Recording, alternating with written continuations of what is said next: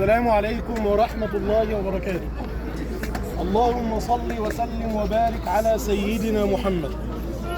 في خضم الماديات والشهوات يقسو القلب ويبتعد القلب عن الرب تبارك وتعالى.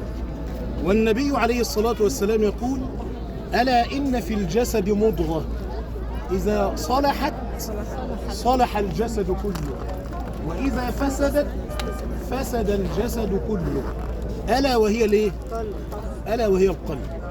والنبي عليه الصلاة والسلام كان يتعاهد قلبه فيقول: اللهم اهد قلبي، اللهم اهد قلبي، اللهم اهد قلبي. ليه؟ لأن القلب محل نظر الرب تبارك وتعالى. إن الله لا ينظر إلى صوركم ولا إلى أجسامكم ولكن ينظر إلى قلوبكم وأعمالكم. من علامات ضعف القلب وقسوة القلب إن القلب يسمع القرآن ولا يتأثر، إن القلب الإنسان بيصلي ولا يتأثر. طب إيه العلاج؟ من ضمن العلاج زيارة القبور. من ضمن علاج قسوة القلب زيارة القبور. سيدنا النبي صلى الله عليه وسلم الرسول بيقول: ألا إني قد نهيتكم عن زيارة القبور ألا فزوروها فإنها تذكركم الآخرة. هي كده، لما بتيجي هنا بتعرف الحقيقة الحقة والأمر الذي لا مرية ولا شك فيه. حد فينا الوقت قاعد أو واقف أو حاضر محدش عزيز عليه مات؟ حد فينا ما عندوش أب مات؟ ما عندوش أم ماتت؟ ما عندوش أخ مات؟ ما عندوش صاحب مات؟ ما عندوش حبيب ليه مات؟ كلنا عندنا. كل ابن أنثى وإن طالت سلامته غدا على آلة حدباء محمول. لا دار للمرء بعد الموت يسكنه إلا التي كان قبل الموت بانيها، فإن بناها بخير طاب مسكنه وإن بناها بشر خاب بانيها. قال ربنا: وأن ليس للإنسان إلا ما سعى وأن سعيه سوف يرى. إذا زلزلت الأرض زلزالها وأخرجت الأرض أثقالها. من بين التفاسير: أخرجت الأرض ما فيها من موتى. كل اللي في القبور إيه؟ يبعثون وينشرون ويهرعون. قال ربنا: يوم يخرجون من الأجداث. الأجداث اللي هي إيه؟ القبور. سراعا، بيجروا كأنهم إلى نصب يوفضون. ربنا بيقول آية، أنا عايزك تسمعي الآية دي بودانك، لا بقلبك. كل نفس ذائقة الموت وإنما توفون أجوركم يوم القيامة فمن زحزح عن النار وأدخل الجنة فقد فاز وما الحياة الدنيا إلا متاع. ليه؟ تعال نمشي مع الآية واحدة واحدة. ربنا بيقول إيه؟ كل نفس ذائقة الموت. حد هيخلد؟ حد هيبقى؟ عشنا 60 سنة 70 سنة 80 سنة، نهايتنا ايه؟ ده جبريل نزل للنبي مخصوص يا اخوانا بيقول له: يا محمد صلوا عليه، عش ما شئت فإنك ميت. بس خلصت، اتظبطت على كده.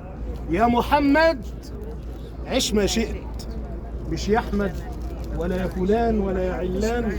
ده الخطاب للنبي محمد: وما جعلنا لبشر من قبلك الخلد وما محمد إلا رسول قد خلت من قبله الرسل أفإن مات أو قتل انقلبتم على أعقابكم ومن ينقلب على عقبيه فلن يضر الله شيئا. النبي قال ايه؟ بل الرفيق الأعلى، بل الرفيق الأعلى، بل الرفيق الأعلى. إن عبدا خيره الله، النبي بيقول كده، بين زهرة الحياة الدنيا وبين ما عند الله فاختار ما عند الله. يبقى كل نفس ذائقة الموت وإنما توفون أجوركم يوم الايه؟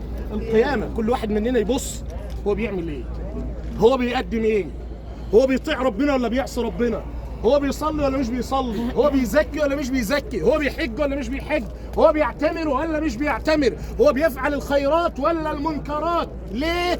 كل واحد على حسب ايه؟ عمله. ربنا بيقول في سورة الإسراء: وكل إنسان ألزمناه طائره في عنقه ونخرج له يوم القيامة كتابا يلقاه منشورا. اقرأ. ربنا ما بيظلمش حد. وإنما توفون أجوركم ايه؟ يوم القيامة. ربنا مش بيظلم حد. وكل إنسان ألزمناه طائره في عنقه، عمله في عنقه، ونخرج له يوم القيامة كتابا يلقاه منشورا. اقرأ كتابك كفى بنفسك اليوم عليك حسيبا. ربنا يجيب العبد يوم القيامة يقول له: هل ظلمك كتبتي؟ حد ظلمك؟ بص في الكتاب كده: ووجدوا ما عملوا حاضرا ولا يظلم ربك أحدا وإنما توفون أجوركم يوم القيامة فمن زحزح. شوف التعبير، شوف التعبير القرآني اللي عايز تأمل من هنا لإمتى. فمن زحزح، وكأن يوم القيامة ممكن ذرة من الحسنات هي اللي تنقلك من النار للإيه؟ للجنة. فمن زحزح بيتزق كده، تيجي حسنة كده يبقى هو خلاص أيقن بالبوار، حط في دماغه خلاص هو داخل جهنم. وتيجي حسنة صغيرة أو كبيرة، خفية أو جلية، تروح مزحزحاه. فمن زحزح عن النار وأدخل الجنة، وأدخل الجنة فيها استشعار إن حتى الأعمال مش هي السبب إن إحنا نخش الجنة. أدخل برحمة الله. إني وأنا رسول الله لا أدري ما يفعل بي ولا بكم. فمن زحزح عن النار وأدخل الجنة، مين اللي دخله؟ ربنا. طب مين اللي دخله النار؟ ربنا أمر الملائكة قال لهم: خذوه فغلوه ثم الجحيم صلوه ثم في سلسلة ذرعها 70 ذراعا فاسلكوه إنه كان لا يؤمن بالله. ليه؟ فمن زحزح عن النار وأدخل الجنة فقد فاز وما الحياة الدنيا إلا متاع الغرور. وكأن ربنا بيقول: الحاجة اللي هتقسي قلبك سيبك منها. احنا قلنا في البداية إن القلب بإيه؟ بيأسى، القلب بيبعد عن ربنا. فربنا في النهاية بيقول لك إن السبب الرئيسي في إن قلبك هيبعد عني هي الدنيا، هي متاع الغرور. وما الحياة الدنيا إلا متاع الايه؟ الغرور. عشان كده سيدنا النبي صلى الله عليه وسلم بيقول ايه؟ يا ابن آدم، في تفسير قول الله عز وجل: ألهاكم التكاثر. فالنبي بيقول مبلغا عن ربه تبارك وتعالى: هل لك من مالك إلا ما أكلت فأفنيت، أو لبست فأبليت، أو تصدقت فأبقيت. حاجة من ثلاثة: ناكل والأكل دي بإيه؟ بيفنى. نلبس واللباس بإيه؟ بيبلى. نعمل صالحا والعمل إيه؟ يبقى. لما نيجي ندفن الأقارب في القبور هيمشي ورانا 3 حاجات: الابن والمال والعمل. الابن بيرجع والمال بيرجع. يتبع الميت 3: ولده وماله وعمله. يرجع 2 ولا بد: ماله وعمله. ويبقى 1 عند الواحد سبحانه، اللي هو ايه؟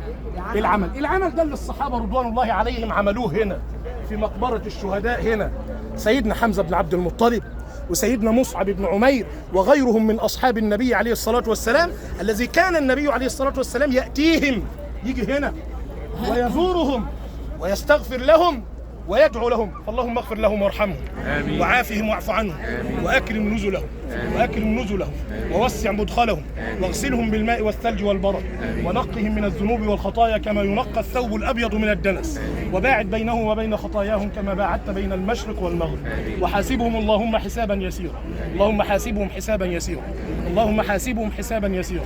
اللهم ارض عنا يا رحمن يا رحيم، اللهم ارض عنا يا رحمن يا رحيم، اللهم ارض عنهم يا كريم وارض عنا برحمتك يا ارحم الراحمين. واخر دعوانا ان الحمد لله رب العالمين. الجميع يقول السلام عليكم دار قوم مؤمنين انتم السابقون وانا ان شاء الله بكم لاحقون. السلام عليكم دار قوم مؤمنين أنتم السابقون وإنا إن شاء الله بكم لاحقون. اللهم اغفر لأهل هذه المقبرة أجمعين ونحن معهم يا رب العالمين. جزاكم الله خيرا وبارك الله فيكم والسلام عليكم ورحمة الله.